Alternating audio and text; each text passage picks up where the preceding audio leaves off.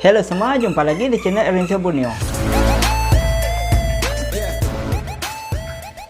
Video kali ini aku nak review satu smartphone mid-range ataupun smartphone kelas pertengahan yang sangat-sangat recommended untuk bermain gaming dan juga untuk kegunaan media sosial di atas 3 sebab utama, iaitu satu, skrin yang sangat-sangat cantik, dua, prosesor yang laju, dan juga ketiga, saiz bateri yang sangat besar. Kalau anda kaki gaming, sudah pasti anda mementingkan tiga perkara ini. Handphone gaming pilihan terbaik yang saya sarankan kali ini adalah Galaxy M51 dan juga Realme 7. Mengapa ada dua? Kerana kalau anda mempunyai bajet yang sedikit kurang, anda boleh memilih Realme 7. Tetapi kalau anda mempunyai bajet yang lebih tinggi, saya sarankan anda memilih Galaxy M51 di atas tiga sebab utama, iaitu skrin yang lebih bagus, prosesor yang lebih padu, dan juga saiz bateri yang sangat besar.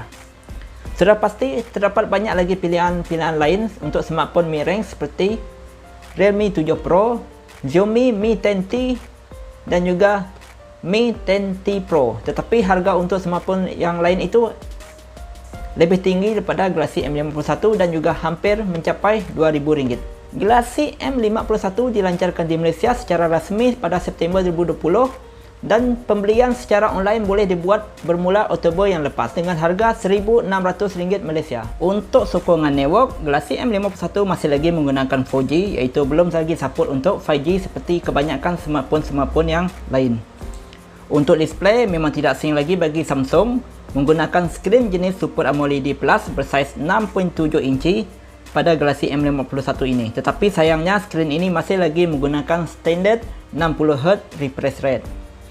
Skrin Super AMOLED ini merupakan salah satu daripada tiga sebab utama mengapa smartphone ini menjadi saranan untuk gaming dan juga kegunaan media sosial yang terbaik. Untuk operating system pula, Galaxy M51 menggunakan Android 10 dengan One UI 2.1 daripada Samsung. Seterusnya beralih kepada sebab kedua, mengapa Galaxy M51 ini menjadi smartphone kelas pertengahan yang disarankan untuk para kaki gaming, iaitu Galaxy M51 menggunakan chipset ataupun prosesor Snapdragon 730G yang bersaiz 8nm. Prosesor Snapdragon 730G ini adalah prosesor yang dioptimize khas untuk gaming berbanding prosesor Snapdragon 730 yang biasa.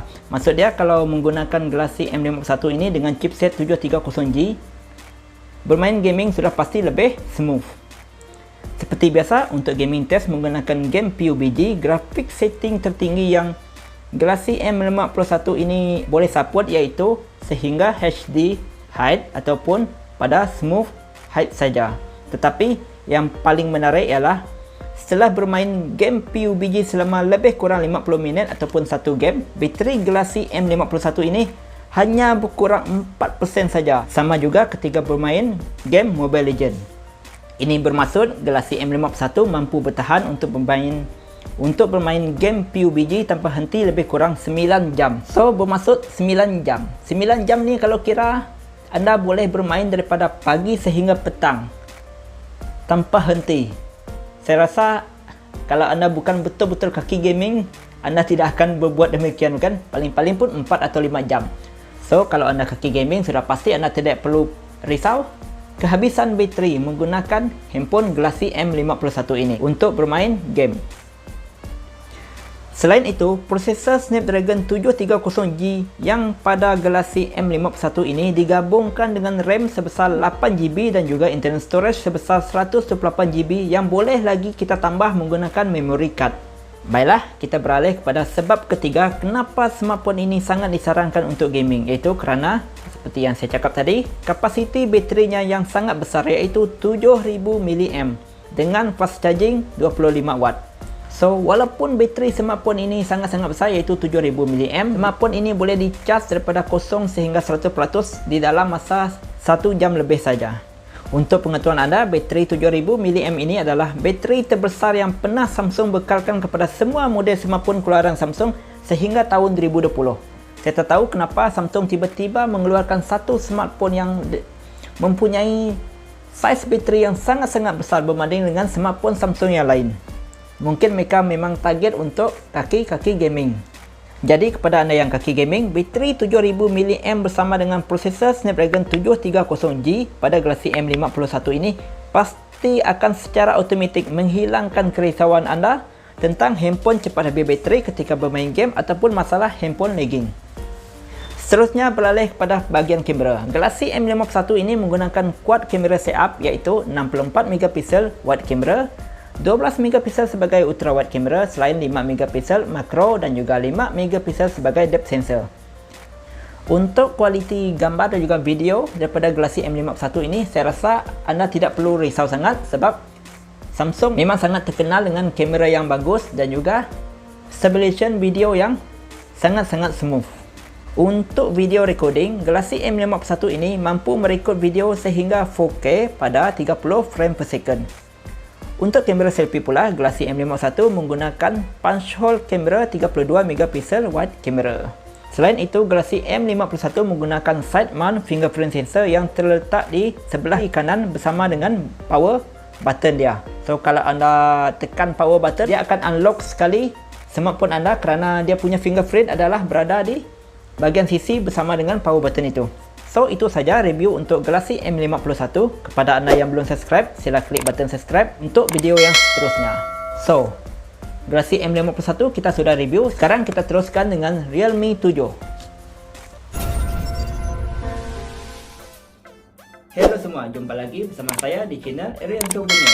Jadi untuk harga, Realme 7 ini dijangka akan dilancarkan di Malaysia dengan harga bermula daripada RM1,100 dan ke atas, iaitu ada dua varian, 6GB RAM, 64GB internal storage dan juga 8GB RAM dan 128GB internal storage. So, tidak membuang masa, kita teruskan dengan review spek untuk Realme 7.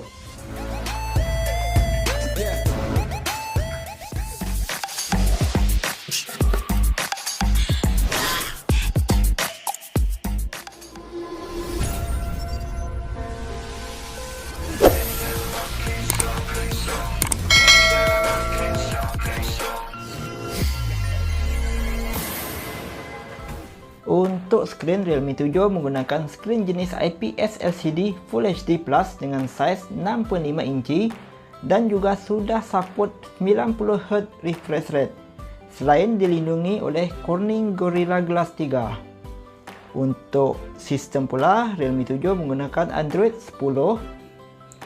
Untuk prosesor, Realme 7 menggunakan prosesor pada MediaTek iaitu Helio G95 bersaiz 12nm. Prosesor Helio G95 ini adalah prosesor gaming yang terbaru keluaran MediaTek. Untuk bahagian RAM pula, Realme 7 menggunakan dua varian iaitu 6GB RAM yang dipadankan dengan 64GB internal storage ataupun 8GB RAM yang dipadankan dengan 128GB internal storage. Untuk gaming test menggunakan game PUBG, Realme 7 mampu menyokong permainan ini dengan sangat-sangat lancar pada setting grafik sehingga HD pada frame rate ekstrim.